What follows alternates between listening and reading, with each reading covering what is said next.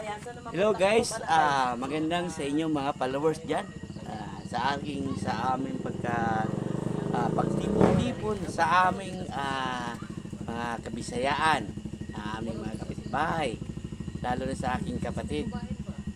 Dito kami, aming pinagpulong-pulungan sa regarding po kay Digong Rodrigo Duterte.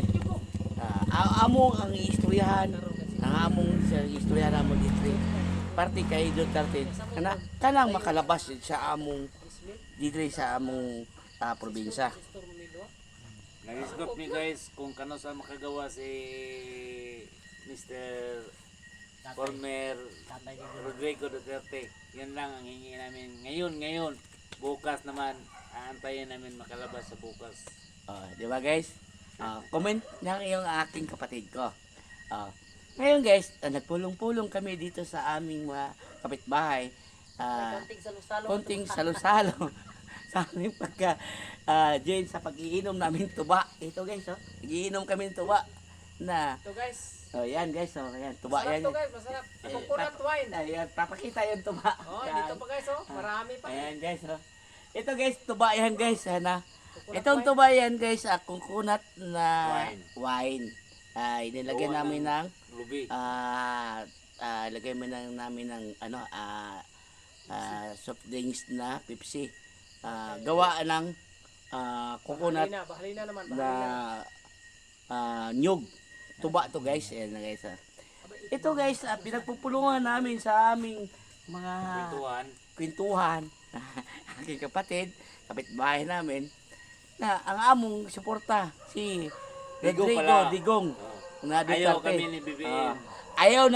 Ayaw kami ni BBM. Diha kami kay Duterte. Digong kami. Guys, digong kami guys. Kahit anong mangyari, digong Anong pa rin mangyari, kami. digong pa rin kami. Kasi guys, si Digong, Maraming daan. yan guys, siya Maraming daan dito sa aming lugar na ginawa niya na bigay ng kabutihan para sa amin. Yung mga produkto namin nakalabas dahil sa daan ginawa niya. Yun lang guys. yan guys, yun comment na sa aking kapatid ko guys.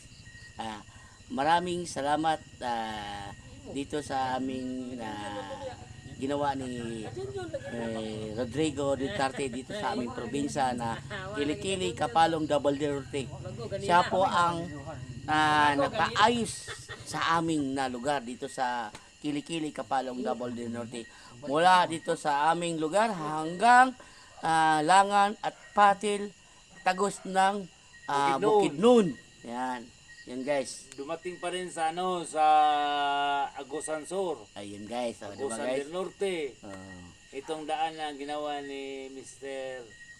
Rodrigo Duterte. Ayan guys. Yun ang aming ginalang namin si President Digong Duterte kasi ang daming ginawa niya doon sa amin.